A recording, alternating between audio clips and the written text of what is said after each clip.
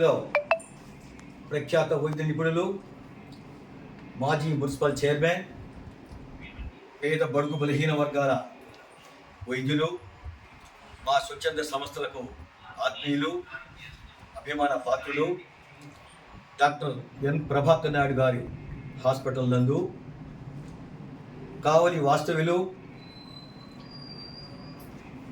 80 సంవత్సరాలు పైబడి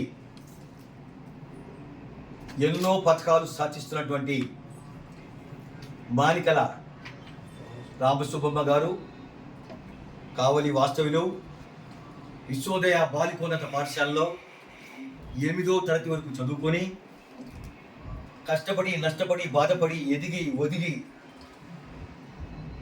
కూలి పనులు చేసుకుంటూ జీవనం సాగించి 2 పిల్లలు, ఒక కొడుకు కూతురు, వాళ్ళని విద్యావంతులు చేసి వారికి మంచి ఉద్యోగాలు వచ్చేటట్టు చేసి వారి జీవితాల్లో వెలిగినటువంటి సందర్భం. ఈ నేపథ్యంలో ఆమెకు మొదటి నుంచి కూడా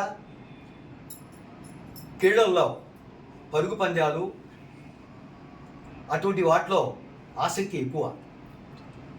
దానిలో భాగంగా అప్పటి నుంచి కావల్లో ఉన్నదే కానీ మరియు ఆమెలో కూడా ఇటువంటి శక్తి సామర్థ్యాలు ఉన్నాయా అనేటట్టుగా ఎన్నో పథకాలు సాధించింది రామసుబ్బమ్మ. ప్రస్తుతం నెల్లూరులో ఉంటుంది. ఆమెకు నాకు తెలిసి బంగారు పథకాలు 32 వచ్చాయి, సిల్వర్ పథకాలు 14 వచ్చాయి, కాంస్య పథకాలు 3 వచ్చాయి, రోడ్ షోలు 2, మొత్తం 49 ప్లస్ 2 51. నిజంగా బహుశా చరిత్రలో చాలామందికి ఇటువంటి రావేమో. ఆ సాధించిన ఘనత రామసుబ్బమ్మ గారికి దక్కింది. ఇటీవల కాలంలో నెల్లూరు పార్లమెంట్ సభ్యులు ప్రభాకర్ రెడ్డి గారు, వారి శ్రీమతి ప్రశాంతి మేడం గారు, అదేవిధంగా శాసనసభ్యులు చంద్రమోహన్ రెడ్డి గారు, అలాగే కావలి శాసనసభ్యులు గౌరవనీయులు కావ్య కృష్ణారెడ్డి గారు, వారు కూడా సుబ్బమ్మ గారికి ఘన సత్కారం చేశారు. ఈ నేపథ్యంలో మా స్వచ్ఛంద సంస్థలు అందరం కలిసి కూడా మనం కూడా మన కావలి వాసి నివాసి మరి అటువంటి వ్యక్తికి మనం సత్కరించుకోవాలి, గౌరవించాలి, అభిమానించాలి, ఆత్మీయత అనురాగాలు చూపించాలి అనేటువంటి మంచి సంకల్పంతో ఇటీవల కాలంలో వాళ్ళ అమ్మాయికి జయలక్ష్మి గారికి నేను ఫోన్ చేయడం జరిగింది.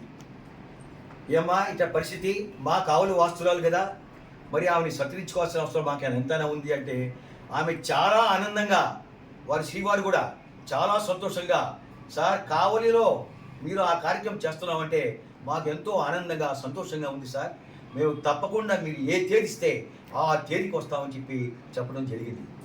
వెంటనే మా స్వచ్ఛంద సంస్థల ప్రజలందరికీ కూడా తెలియజేశాను, తప్పకుండా చేద్దాం సార్, అటువంటి వ్యక్తికి మనం సత్కరించాల్సిన అవసరం ఎంతైనా ఉంది, గౌరవించాల్సిన అవసరం ఎంతైనా ఉంది అని కూడా చెప్పడం జరిగింది. ఇకపోతే ఆమె నేను 80 సంవత్సరాలు పై దాటినటువంటి వృద్ధురాలిని, నేను తిరగలేను, చేయలేను, లేకపోతే నేను పరుగు పందెంలో పాల్గొనలేను అనేటటువంటి అనాసక్తి ఎక్కడ లేదు ఆమెకి. ఇప్పుడు వదిలినా కూడా ఏ పరుగు పందెంలో కూడా బ్రహ్మాండంగా సంతోషంగా ఆనందంగా ఆనందభరితంగా ఆమె చేయడానికి సిద్ధంగా ఉన్నటువంటి వ్యక్తి రామసుబ్బమ్మ.